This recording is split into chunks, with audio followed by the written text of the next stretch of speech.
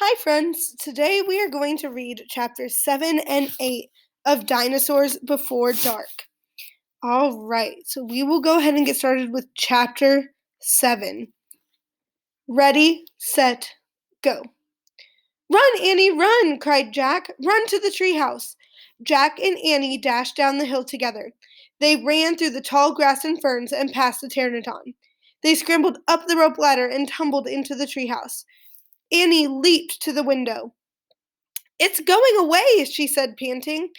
Jack pushed his glasses into place. He looked out the window with Annie.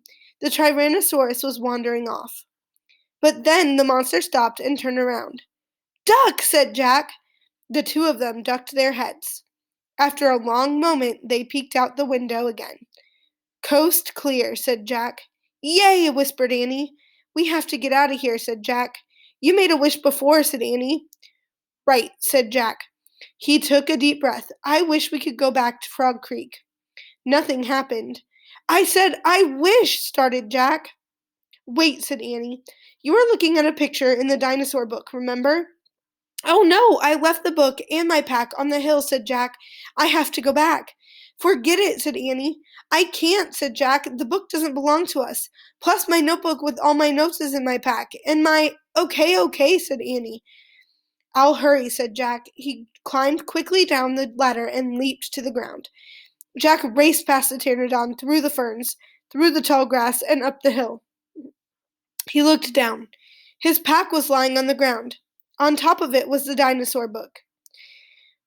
But now the valley below was filled with anatosauruses. They were all standing guard around the nests.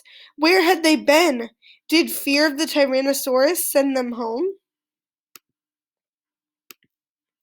Jack took a deep breath.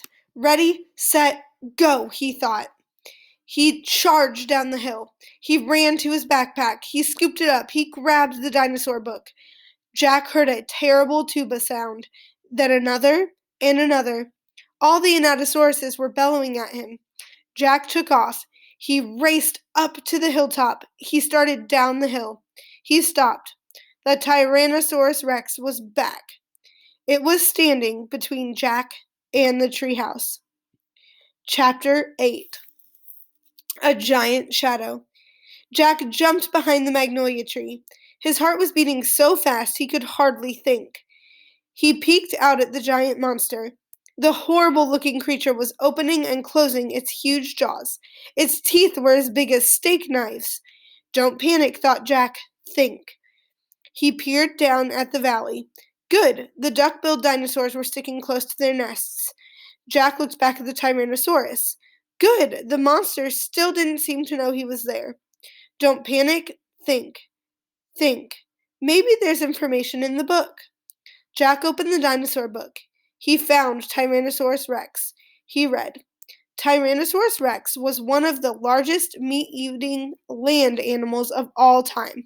If it were alive today, it could eat a human in one bite.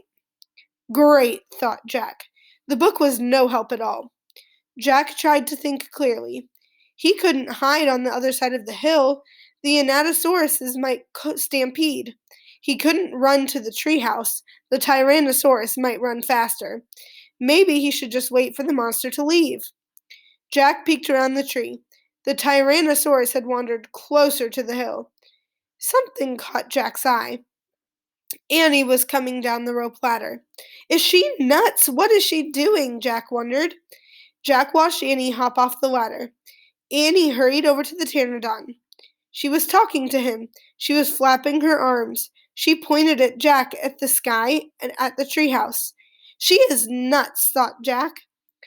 Go back up in the tree, Jack whispered. Go. Jack heard a roar. The Tyrannosaurus Rex was looking in his direction. Jack hit the ground. The Tyrannosaurus Rex was coming toward the hill. Jack felt the ground shaking. What should I do? Jack wondered. Should I run?